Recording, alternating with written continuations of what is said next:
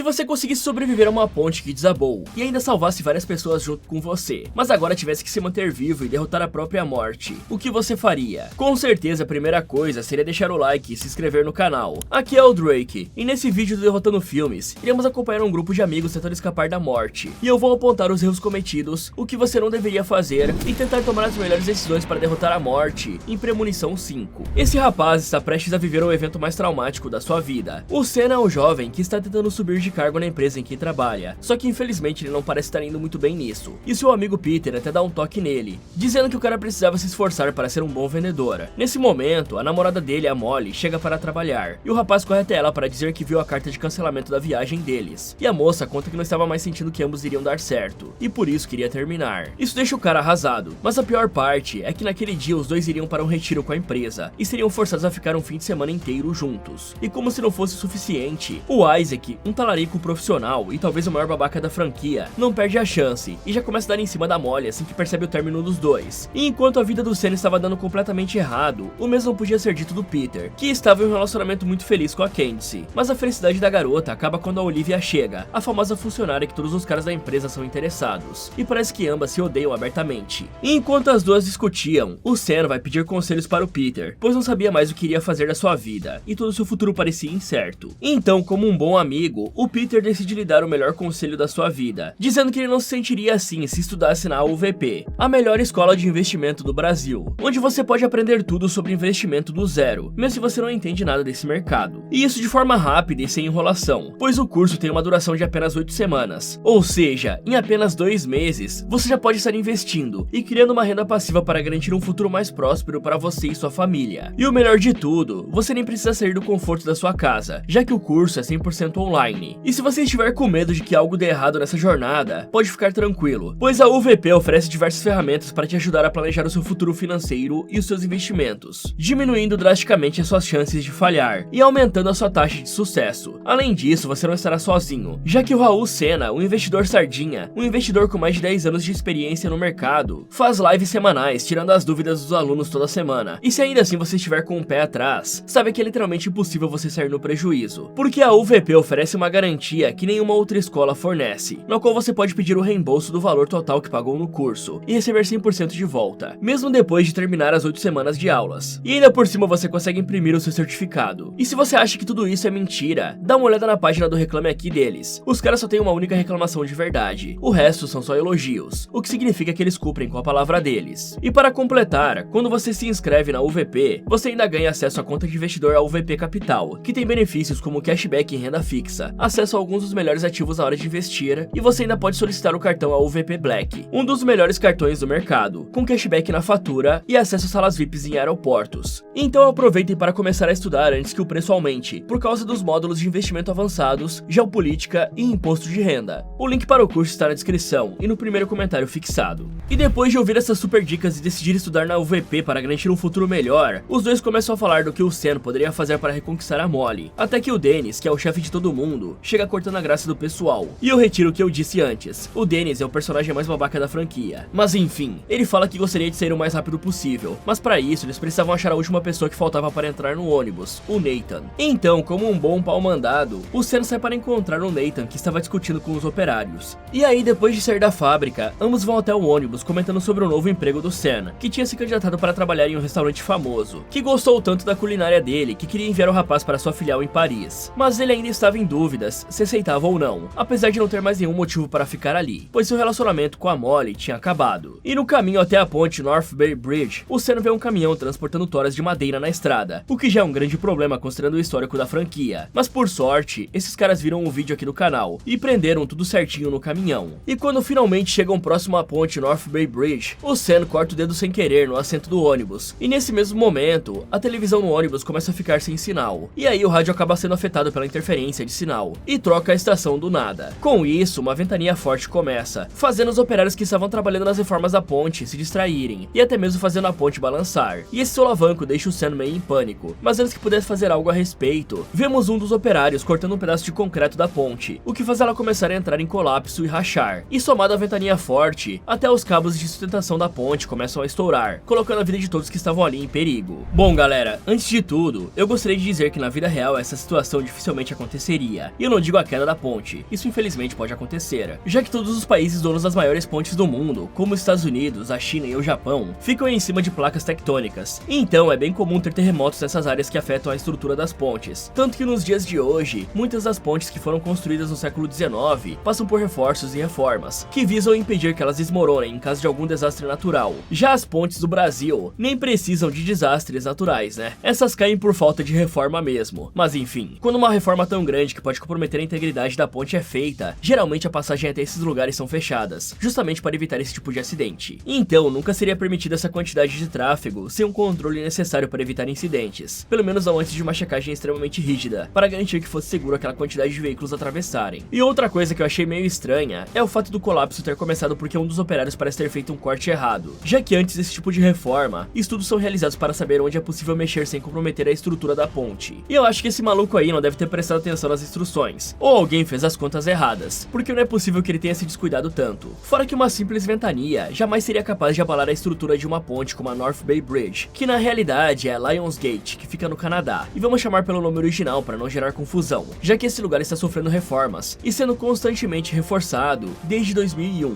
para impedir que desabe em caso de desastres naturais. Isso porque a Lionsgate fica bem perto da falha de Cascadia, que pode gerar mega terremotos de magnitude 8 ou 9, então ela é pensada para suportar tremores intensos. Por isso, essa coisa foi feita para aguentar terremotos super fortes, quem dirá uma ventania dessas, já que o vento nas pontes é forte, porque não há nada para bloqueá-lo, ele é impulsionado por diferenças térmicas, e a própria ponte pode amplificar o efeito. É por isso que muitas dessas estruturas são projetadas com atenção especial à aerodinâmica. Ao ver que a ponte estava começando a colapsar, o Senna avisa a todos e puxa a Molly para fora do ônibus, mas infelizmente já era tarde. A Lionsgate estava prestes a desmoronar, e tentando escapar, a Candice, sem razão alguma, pula para perto da borda, que desmorona, fazendo a coitada cair em cima do mastro de um barco, a finalizando empalada. E aí vemos que o Isaac ainda estava dentro do ônibus, mas felizmente, quer dizer, infelizmente, não dava mais tempo dele fugir, e o ônibus despenca da ponte, finalizando o talarico. Em paralelo, o Senna percebe que a parte da ponte atrás dele já tinha colapsado, então ele ajuda sua namorada a ir andando por uma viga até o outro lado, mantendo-a segura. Porém, quando chega a vez dele ir, o cara vê que a Olivia acabou sendo derrubada pela multidão e perdeu o seu óculos. Por isso, ela estava em pânico, tentando escapar da ponte. E aí ele vai ajudar a sua amiga, deixando que ela passe primeiro pela viga. Mas infelizmente, os solavancos da Lionsgate desmoronando derrubam a garota na água, e um carro cai em cima dela, finalizando a coitada. Nesse momento, o Nathan e o Dennis tentam correr até a viga para escapar, mas um dos cabos de segurança se solta e acerta o Nathan com tudo, explodindo o cara e fazendo a ponte colapsar ainda mais. O que faz o Dennis ficar pendurado na borda, e sem qualquer forma de se defender do caminhão que estava derrubando o piche quente na cara dele, finalizando o cara queimado. Porém, o Peter se recusa a bater as botas, e pula no corrimão que tinha sobrado do outro lado, e vendo que seu tempo estava acabando, o Sam faz o mesmo, vendo dezenas de pessoas caírem para sua morte. E quando ele e o Peter estavam prestes a conseguir, um caminhão com material de construção infelizmente começa a cair em direção a eles, derrubando várias vigas que empalam o Peter, finalizando o cara instantaneamente. E quando o Sam estava prestes a conseguir, infelizmente uma placa de metal cai no mesmo caminhão, partindo o jovem ao meio, deixando apenas a Molly viva. Nessa hora, o Sam volta a si no momento em que o ônibus para, e ele corta o dedo, e isso faz o rapaz reparar nos arredores. E aí ele vê a televisão falhando, e a estação de rádio tendo interferência, e percebe que tudo iria se repetir novamente. Então, sem dar chance ao azar, ele imediatamente se levanta e começa a gritar que todos iriam morrer se ficassem no ônibus. Mas a única que confia no cara é a Molly, que decide ir com ele. Porém, o Dennis pede para o Peter seguir os dois, pois se eles se acidentarem na ponte, seria culpa da empresa, e a Candice decide seguir o namorado para ajudar. E vendo que metade do seu pessoal já tinha saído do ônibus, o Dennis e mais uns também decidem sair, e quando eles notam que a ponte começa a se partir, todos correm até um lugar seguro, salvando suas vidas, mas ficando com medo do Sam. Afinal, ninguém ali entendia como ele sabia sobre a queda da ponte. E é exatamente isso que o detetive Block estava tentando entender, como o cara sabia sobre a queda da ponte. E depois de interrogar a namorada do Sam e seu amigo Peter, o policial acha que aquilo poderia ter sido um ato terrorista do rapaz, pois não acreditava que ele tinha simplesmente tido uma visão do futuro. Porém, quando estava interrogando o garoto, um outro oficial aparece dizendo que havia feito uma análise forense da ponte, e descobriram que os ventos fortes fizeram ela colapsar. Portanto, o Block poderia liberar todo mundo, e mesmo contra sua vontade, o detetive deixa o Sam ir embora, dizendo que por alguma razão, sentia que eles iriam se ver novamente. Bom, antes de tudo, eu não sou fiscal de CGI, mas vamos combinar que a partir do 3, que ainda dá pra dar um desconto, os caras descobriram que era CGI vagabundo, e dali pra frente eles começaram a usar da pior forma possível, né? Esse aqui e o 4 são os piores nessa parte, é cada coisa tosca que dá pra ver. E por falar em coisa tosca, eu gostaria de dizer que a Candice poderia facilmente ter sobrevivido, rápido se ela não se desesperasse tão facilmente. E sim, galera, eu sei que a situação é assustadora, mas manter a calma em uma situação de perigo é extremamente necessário para conseguir tomar decisões racionais que vão te ajudar a sobreviver, ao invés de te levar direto para a morte. E a Candice é um exemplo perfeito disso. Ao invés de correr para trás do ônibus onde a ponte ainda estava inteira, ela pula para o outro lado, onde fica numa parte que já tinha colapsado por completo, o que leva ela à sua morte, sendo que se a jovem tivesse apenas ficado junto com os outros, tinha maiores chances de sobreviver. E vamos combinar, né, galera? Se uma ponte tá caindo, você começa a correr que nem o Flash e não para ficar olhando para trás que nem essa galera fez. Eu só vou ficar olhando para um carro se ele estiver vindo diretamente na minha direção. Caso ele esteja caindo na água, o problema não é meu, é da seguradora. O mesmo vale para Olivia, que poderia facilmente ter continuado andando até o outro lado, já que mesmo vendo apenas borrões, ela ainda conseguia ver onde tinha chão. E com a ajuda do Senna, ela tinha grande chance de sair viva se fosse andando rápido como a Molly fez, ao invés de ir agachada na viga. Fora que essa cegueira dela veio do nada, porque no início do filme ela estava conseguindo ver perfeitamente bem, tanto que ela quase esqueceu o óculos dentro da van do cara com quem ela tinha ficado. E aproveitando que estamos falando dos erros individuais, eu preciso falar que o isolamento sonoro daquele banheiro deve ser melhor do que o do meu estúdio, já que o Isaac não escutou nenhum dos seus amigos gritando, e muito menos a ponte colapsando lá de dentro. Quanto ao Sam, as chances dele conseguir sobreviver se fosse direto até o outro lado com a sua namorada, ao invés de tentar ajudar os outros, eram gigantescas. Eu sei o quão egoísta isso soa, galera, mas numa situação assim, temos que sempre pensar em preservar a nossa própria vida, pois pode ter certeza que dificilmente o outro vai estar pensando em você. Eu não estou falando para não ajudar ninguém, mas só ajude depois que você estiver seguro. Mas agora vamos parar de falar dos erros deles e começar a falar do que poderíamos fazer para sobreviver nessa situação. Eu sei que vai soar meio óbvio, mas uma das melhores chances que temos de sobreviver aqui seria pulando na água embaixo de nós, e depois nadar até o mais longe possível da ponte, para evitar de sermos atingidos por destroços dos veículos, que foi o caso da Olivia. Isso porque, apesar de ser perigoso, já que da estrada até a água são quase 61 metros de altura, já que uma queda de uma pessoa dessa altura faria com que a pessoa atingisse a água a 120 km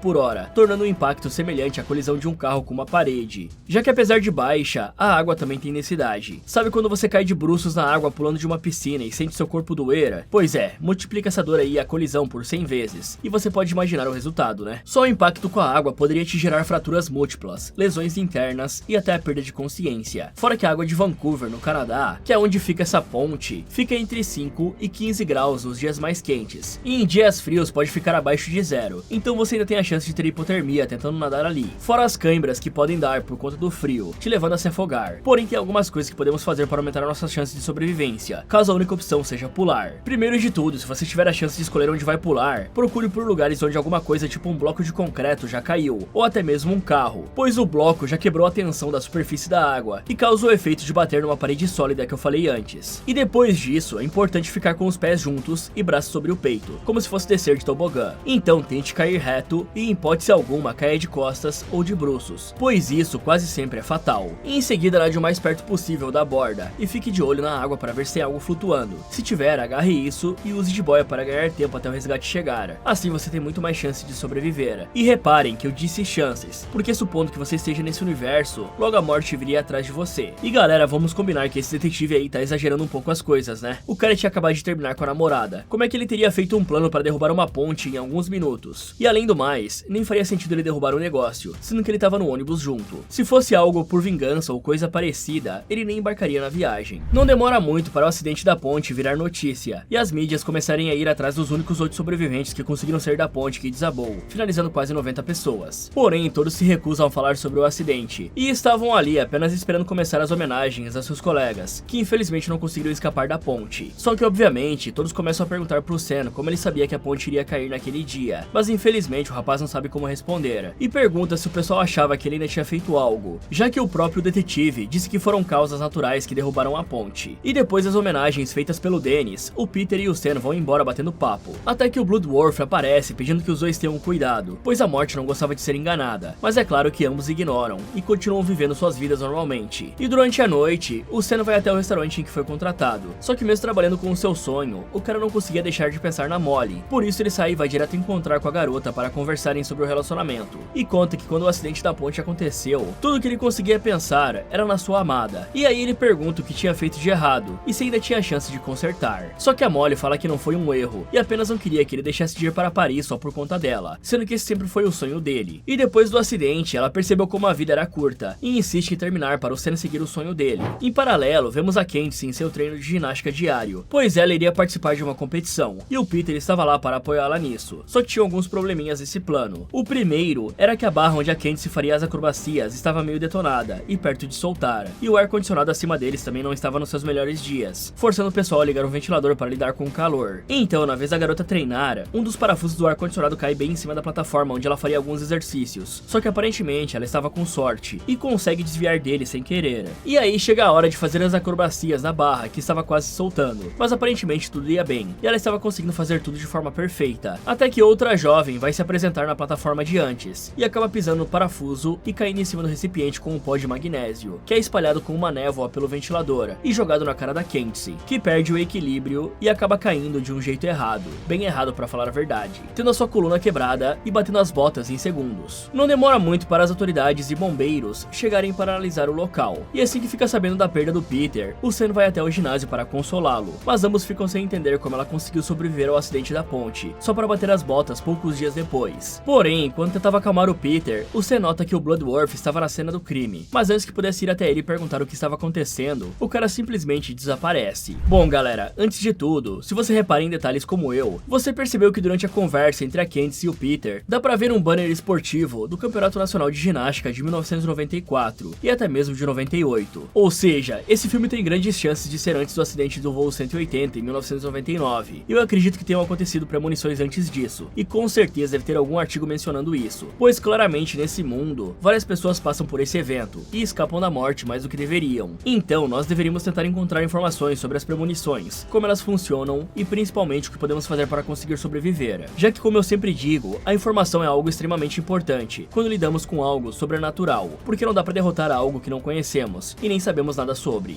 E como aparentemente o Bloodworth sabia de algo, seria importante o garoto ir atrás do cara na primeira oportunidade que tivesse para recolher o máximo de informações possíveis e saber como agir. Afinal, é no mínimo estranho que a Candice, que foi a primeira a bater as botas na visão do garoto, tenha falecido poucos dias depois, mas ele não parece achar nada disso estranho. E agora falando do acidente em si, é realmente incrível ver como as pessoas desse universo parecem querer deixar o ambiente o mais propício possível para um acidente. Afinal, ginásios e equipamentos de exercícios perigosos como esse deveriam ter revisões constantes para evitar acidentes, mais ou menos como acontece com as máquinas da academia. Fora que aquele parafuso deve ter caído e colado naquela tábua com cola quente pela morte, porque além de não cair com as vibrações dos exercícios, ninguém que estava observando os treinos viu o treco ali, porque não faz sentido que nenhuma pessoa tenha visto um parafuso daquele tamanho na tábua. Além disso, não faz tanto sentido que um ginasta que pratica esses exercícios por anos da sua vida não saiba técnicas de como cair de lugares altos com jeito, já que ao invés de ficar girando, era só ela parar o movimento assim que o pó veio e descer dali, ou então aplicar uma das técnicas de queda que ela deve ter aprendido na ginástica, já que essa galera faz uns saltos que realmente podem ser letais, dependendo da forma que eles caírem. E assim galera, eu nunca fui atleta profissional, mas como eu já fiz parkour, eu aprendi a cair de uma forma correta, e isso que eu aprendi muita coisa na raça e com vídeos do YouTube, na época que o YouTube só era mato. Agora imagine um atleta que está indo para uma competição nacional de ginástica, com certeza ela tem uma técnica aprimorada para cair de forma correta, fora que geralmente nesses treinos, tem uma pessoa que fica por perto para segurar a outra caso algo dê errado, ou para jogar um colchão embaixo para evitar um acidente. Mas a Candice estava sem ninguém para apoiar ela aparentemente. É literalmente como se tudo no universo conspirasse para dar errado para ela, o que nós sabemos que é verdade, né? Isso sem contar que antes, quando a outra garota pulou, tinha um colchão na frente da barra para cair em cima, e então os professores tiraram só para Candice se esborrachar no chão, porque não seria nem um pouco discreto a morte ter arrancado o colchão dali, porque é bem pesado. E se você parar para olhar, até nas Olimpíadas tem um colchão que fica onde os atletas fazem a saída do aparelho, junto com o treinador da atleta para cuidar e evitar qualquer acidente. E por último galera, a Candice notou que uma das suas pulseiras tinha estourado, e isso era meio que um ritual da garota para checar se estava tudo bem. Além disso, ela sentiu uma energia estranha no ar. E assim pessoal, não tem nada de errado você confiar na sua intuição nesse tipo de situação, afinal, tinham muitas coisas ali que não estavam certas, como o ar-condicionado com problema, o ventilador ligado na frente do pó de magnésio e o colchão retirado da frente das barras. Então ela poderia ter pulado esse treino, e só feito uma preparação melhor no dia da competição ou em outro horário. Alguns dias se passam depois dessa tragédia, e todos voltam às suas rotinas normais, e principalmente voltam para o trabalho na empresa. Mas como tinham sobrado poucos funcionários, e como o clima estava tenso, todos queriam desestressar, e o Nathan e o Peter trouxeram uma cachaçinha para aliviar o clima, já que a morte do gerente da empresa fez o deles ficar tão sobrecarregado que ele nem daria conta de monitorar os funcionários que lhe restaram. E enquanto seus colegas bebiam, o Isaac aproveitou essa falta de supervisão para fazer outra coisa, roubar todos os itens de valor da mesa dos colegas de trabalho, até que ele encontra em uma delas um vale de 2 sessões grátis em um spa chinês. E claro que o cara não perde tempo e vai direto para lá no seu horário de almoço. E assim que vê a recepcionista, os 2 neurônios funcionais na cabeça dele param de funcionar, e o cara vira quase um maníaco assediando a moça. volta, e dizendo que adoraria receber uma massagem com um final feliz, se é que vocês me entendem. Então, vendo como esse cara era um tarado, a recepcionista leva ele para uma sessão, onde poderia torturar o cara sem ser presa por isso. Mas quando Isaac estava achando que ganharia uma massagem dela, aparece uma idosa que nem mesmo falava a língua dele, e começa a fazer quiropraxia no maluco, virando ele e estralando todo o seu corpo. E as pancadas eram tão bruscas que a perna da maca começou a bambear. Voltando para a empresa, vemos os amigos ainda bebendo, até que a Olivia fala que precisava ir embora, pois tinha outro compromisso. E depois que a moça sai, o Peter, que já estava meio bêbado, fala que não fazia sentido a sua namorada bater as botas, fazendo algo que praticava quase todo dia há 15 anos da sua vida. Principalmente porque antes do acidente, ela parecia estar diferente e assustada, como se sentisse que algo iria dar errado, e que ele devia ter feito algo para impedir. Porém, quando a Molly fala que não tinha nada que pudesse ser feito, o maluco perde a cabeça, pois já tinha visto o Sam impedir a morte de todos antes. E vendo o Peter transtornado daquele jeito, o Dennis acha estranho e liga para o agente Block, mostrando que ambos estavam mantendo contato desde o acidente. E também vemos que o agente ainda estava investigando e tentando entender o que tinha acontecido no incidente da Candice. Só que mesmo com analistas forenses, nenhum deles sabia dizer com exatidão o que tinha acontecido, falando que foi uma sucessão de fatos muito bizarra para ser real. Enquanto isso, vemos que o Isaac estava passando por uns maus bocados na acupuntura, até que seu celular começa a tocar, mas a idosa tira ele de perto do rapaz, o colocando ao lado de uma vela em um armário, pois não era permitido fazer ligações durante a sessão. E depois de colocar todas as agulhas, a velha se retira, pedindo que o rapaz durma um pouco, e quando acordasse, se sentiria renovado. O problema é que quando ela se retira, uma cinza de incenso cai sobre a toalha, iniciando um incêndio. Nisso, o garoto tenta escapar, mas o pé bambo da maca faz ele cair de cara no chão, derrubando o álcool que a velha usava para esterilizar os equipamentos, e encharcando o piso. Quando finalmente consegue se recuperar, o cara tenta sair da sala para procurar ajuda, até que seu telefone começa a tocar e a vibração derruba a vela no álcool, iniciando um incêndio ainda maior. E o Isaac consegue escapar das chamas por muito pouco, mas acaba esbarrando nas prateleiras, derrubando um Buda que esmaga sua cabeça, lhe finalizando na hora. Bom, nada contra, galera, mas eu não faria acupuntura por nada nesse mundo. Eu simplesmente detesto agulhas. E o Isaac, pelo jeito, era um cara que uma hora ou outra ia se ferrar, né? O cara tava direto falando com mulheres no telefone. Logo ele ia dar em cima de uma que era casada. E aí nem precisa da morte para arquitetar alguma pra ele. Mas enfim, sempre é bom você procurar uma clínica extremamente bem falada e especializada em acupuntura para fazer esse procedimento, pois esse tipo de técnica tem um grande risco de ser fatal se feita de forma errada, porque como vocês puderam ver, essas agulhas são inseridas em pontos bem sensíveis, como o tórax e abdômen, e caso a pessoa não saiba exatamente o ponto de inserção, a pessoa pode acabar perfurando seu pulmão ou outros órgãos vitais, causando hemorragias silenciosas, que você só vai notar quando for tarde demais. É claro que estatisticamente isso é muito raro, menos de um caso a cada 200 mil atendimentos, mas ainda assim, é bom saber escolher aonde você vai. Fora que o erro desse spa é que aparentemente eles não têm nenhum alarme ou sistema anti-incêndio, como os famosos sprinklers, que são aquelas torneiras no teto que jogam água para apagar um incêndio em caso de emergência. Quanto ao Isaac em si, o cara cometeu vários erros que levaram à sua morte. O primeiro foi que ele poderia simplesmente ter levantado da maca normalmente. Não tinha nenhuma agulha na parte inferior do seu corpo, então ele conseguia mexer as pernas sem problemas. E outro erro foi quando ele conseguiu levantar do chão, e ao invés de sair correndo pela porta e conseguir ajuda, já que ele estava com várias agulhas perfurando seu corpo, ele não fez isso. O cara começou a remover os objetos por conta própria, o que eu nem preciso dizer que é estupidez, né? Porque como eu mencionei antes, se as agulhas forem muito profundas, removê-las pode aumentar a hemorragia. Se estiver perfurado o pulmão, isso pode causar um colapso pulmonar, dificuldades para respirar e ainda pode fazer a pessoa entrar em choque e desmaiar. Fora que esse tipo de agulha é finíssima, então tentar removê-las pode deixar pedaços de metal dentro do seu corpo, ou até mesmo rasgar os músculos ao tentar puxá-las, já que elas entortaram lá dentro. Portanto, o melhor seria deixá-las no lugar e procurar atendimento médico imediato. E quanto ao incêndio, o cara teria saído vivo, se simplesmente tivesse aberto a porta e corrido pra fora, já que a finalização só ocorreu por conta da prateleira na qual ele esbarrou, e dá pra ver nitidamente que o fogo nem estava cobrindo a porta, galera. Estava só no chão mesmo, seguindo o álcool. Então Isaac só foi burro mesmo, mas o que esperar de um cara que só usa a cabeça de baixo, né? E uma coisa que me impressiona nesse universo, galera, é que nenhum detetive sabe traçar paralelos e procurar casos parecidos. Eu sei que esse caso aqui aconteceu antes das outras premonições, mas com certeza já deve ter ocorrido alguma situação parecida antes. Então o Block deveria estar procurando por mais relatos parecidos com esse,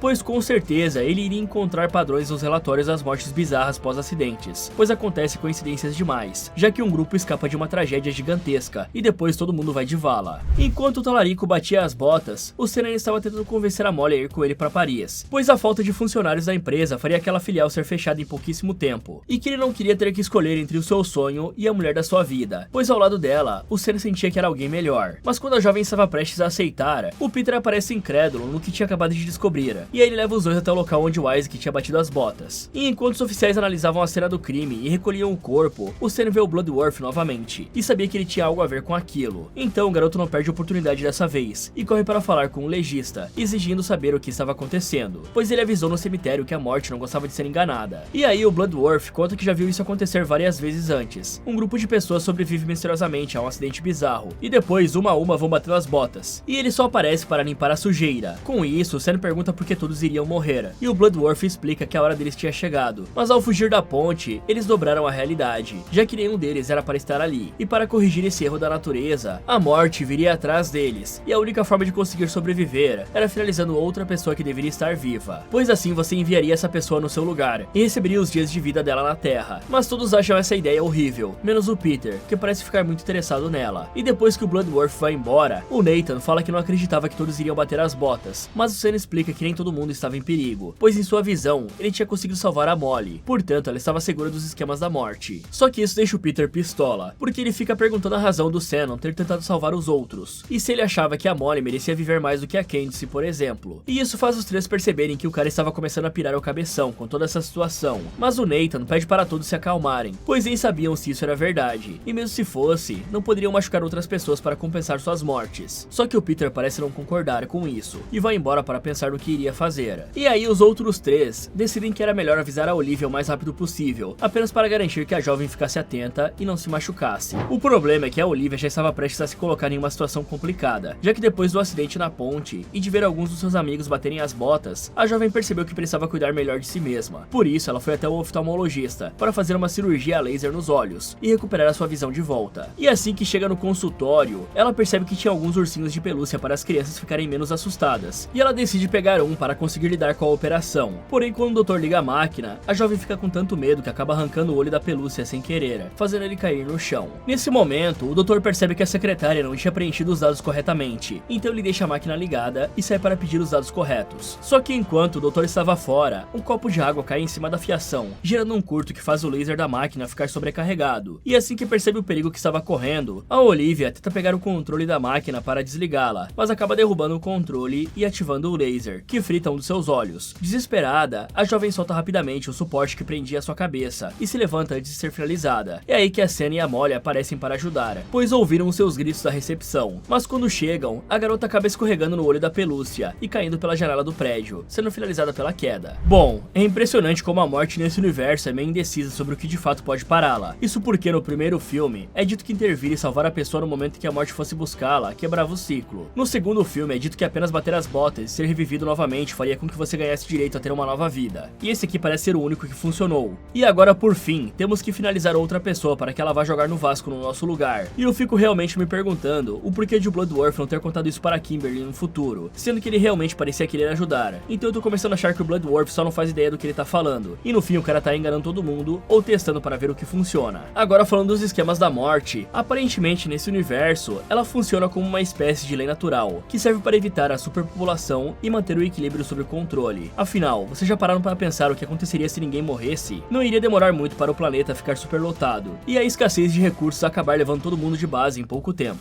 E sobre a ideia que o Blood Dwarf comentou, essa é bem complicada, né, pessoal? Pois por mais que você tenha um instinto de sobrevivência e queira escapar da morte a qualquer custo, você precisaria mandar alguém jogar no Vasco para conseguir isso. E eu sei que é algo horrível, mas com certeza tem pessoas que fariam isso facilmente. Mas fica a pergunta pra vocês aí nos comentários. Se você tivesse certeza de que ia morrer, finalizaria alguém inocente para viver? O grande problema dessa solução é que você vai escapar da morte, mas tem uma grande chance de ver o sol nascer quadrado. A única maneira disso não acontecer seria se essa finalização parecesse um acidente. Mas aí eu paro por aqui, né? Pois para seguir um plano desses, a pessoa precisaria não ter nenhum tipo de escrúpulos e estar totalmente desesperada. Por isso, se eu fosse esse pessoal, eu teria cuidado com o Peter. Ainda mais que o idiota do Sen acabou de revelar que a Molly não iria morrer na ponte. Os olhos desse cara só faltaram brilhar quando o Blood Dwarf disse que teria uma forma de escapar da morte. Então tem uma grande chance do sósia do Tom Cruise querer mandar alguém de base aí. Mas falando da Olivia, a moça poderia ter feito muita coisa diferente se mantivesse a calma e pensasse direito, galera. E é por isso que eu falo o quão importante é manter a cabeça no lugar durante uma situação de perigo. Antes de tudo, ao invés de pegar no controle, que foi o que de fato fez o laser ativar, a moça poderia simplesmente ter desprendido a sua cabeça com calma do suporte. E isso por si só já teria ajudado ela em muita coisa. E outra coisa que é impressionante é como os médicos desse universo gostam de sair e deixar seus pacientes em situações complicadas sozinhos. Já que no segundo filme, a mesma coisa aconteceu com o Tim, sendo que aqui, o médico poderia muito bem ter desligado a máquina quando saiu, para voltar depois e colocar os dados corretos. Por fim, as janelas desse prédio deviam ser feitas de plástico, né? Porque geralmente as janelas de prédio são feitas com vidro temperado reforçado, justamente para evitar esse tipo de acidente. Mas eu acho que aqui a construtora esqueceu disso, né? Depois de ver a sua amiga batendo as botas daquela forma, a Molly pede para o Stanley fazer companhia naquele dia, pois estava muito assustada. E aí o agente Block aparece para interrogar os dois, dizendo que tinha certeza de que ambos eram inocentes, mas que já haviam acontecido 3 mortes depois do acidente na ponte. E o oficial sabia que eles estavam escondendo alguma informação. Então, o Stan abre o jogo, falando que provavelmente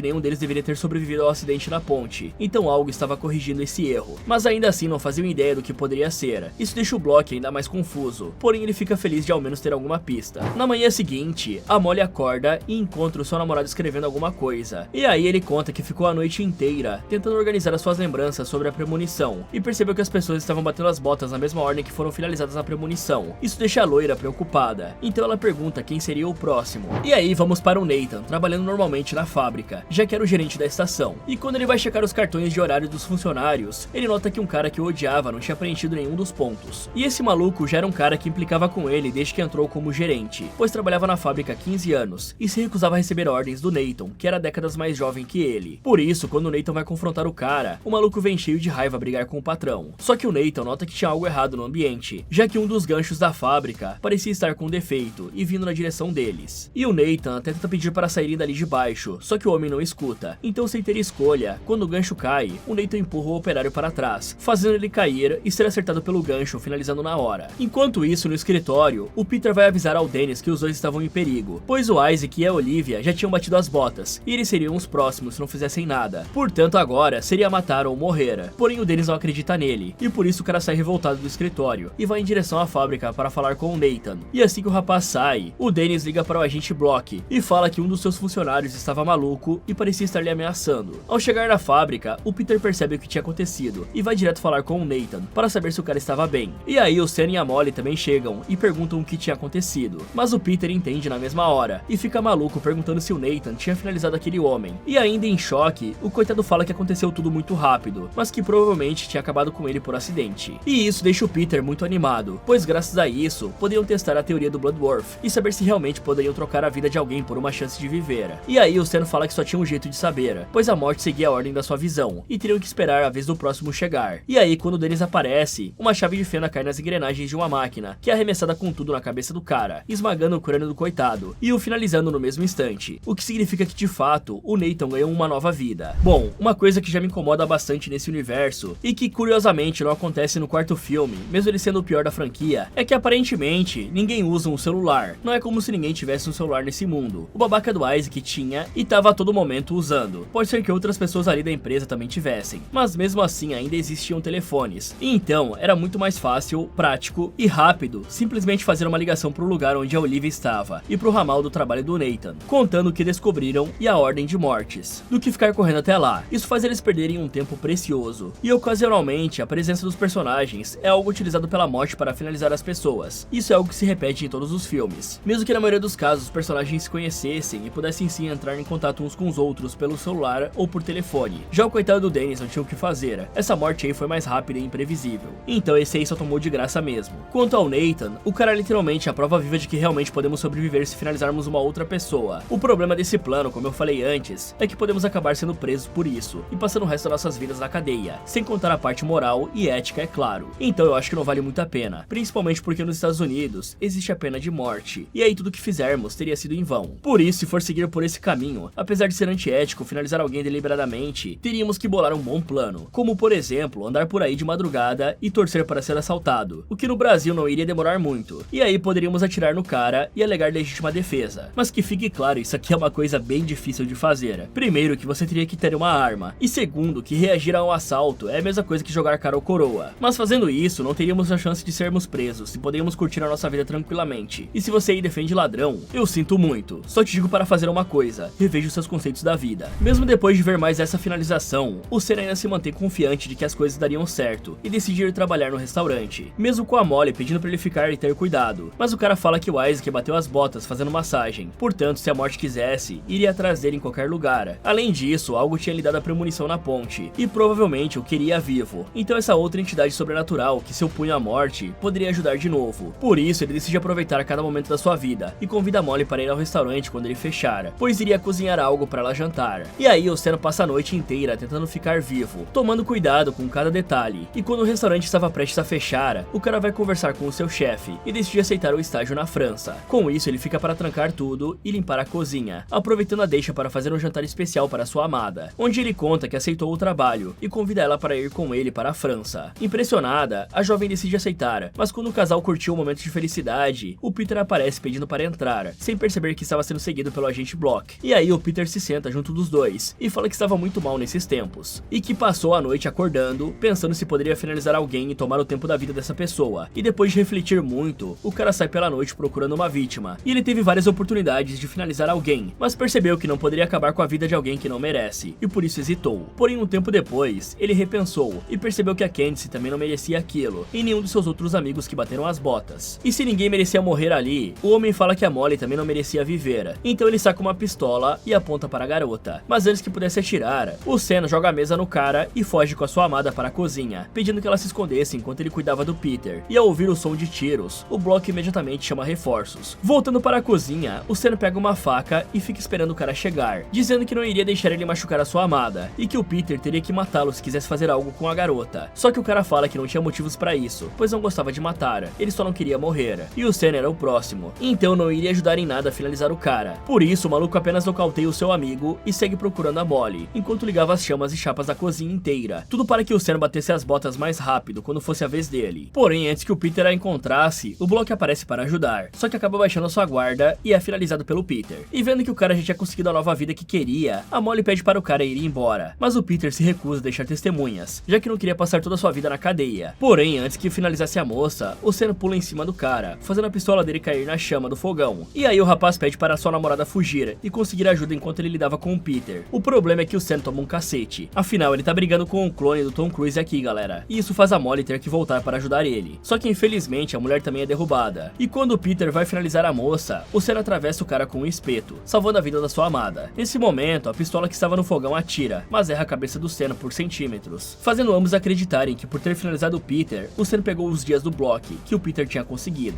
Ok, antes de tudo, galera, eu gostaria de explicar que isso tudo é culpa do Sen, mesmo que indiretamente, porque ele viu como o Peter tinha ficado estranho quando descobriu que poderia sobreviver se finalizasse alguém, então ele não podia contar para todos que a Molly sobrevivia em sua premonição, a fim de manter a garota segura, e muito menos deixar um cara que nitidamente não está bem das ideias entrar de madrugada no seu trabalho sem qualquer razão aparente. Porém, uma coisa que até agora não está fazendo o mínimo de sentido é porque o Peter teve tanto foco na Molly, já que a moça não morreu na visão do Sen, mas isso aconteceu porque ele morreu na visão. Nada impede dela ter sido esmagada por algo logo depois do cara ir de base, e ele só não ter visto nada acontecer. Além disso, teoricamente, o Nathan também tinha conseguido sobreviver, finalizando alguém que não estava na ponte. Eu acho que o maluco do Peter já não gostava dela e só estava aproveitando essa situação para acabar com a vida da moça. Porque no fim das contas, não que seja certo, né? Mas finalizar um desconhecido escolhendo de forma totalmente aleatória era a melhor chance de não estar na lista de suspeitos da polícia. Afinal, o Nathan poderia muito bem estranhar essa história e dizer aos oficiais sobre o quão estranho o Peter estava agindo antes de tudo, principalmente se ele perceber que a Molly e o Sen morreram. Mas o Peter não. Fora que se ele não queria ser preso, o maluco escolheu um péssimo lugar para cometer o crime, já que em um restaurante desses, com certeza teriam câmeras de segurança por todo lugar. E para completar a idiotice, o maluco ainda liga todas as chamas com o vazamento de gás acontecendo. Então, se o restaurante explodisse, ele iria bater as botas junto de todo mundo. E tudo isso teria sido em vão. O cara é literalmente o pior criminoso que eu já vi na vida. Quanto ao Sen, o garoto parece meio assustado e com medo de entrar numa luta física contra o Peter, sendo que nós já vimos que a morte protege as pessoas até que chegue o momento delas. Portanto, teoricamente, o cara poderia literalmente correr em direção às balas do Peter, que nada iria acontecer. E sabendo disso, o rapaz deveria aproveitar essa armadura mágica para eliminar o Peter, antes que ele chegue na Molly. Pois como é a vez dele, é bem possível que a morte dê uma ajudinha para o Sen nesse combate. Mas como esse burro não pesquisou nada sobre essas premonições, dificilmente ele teria esse conhecimento desbalanceado.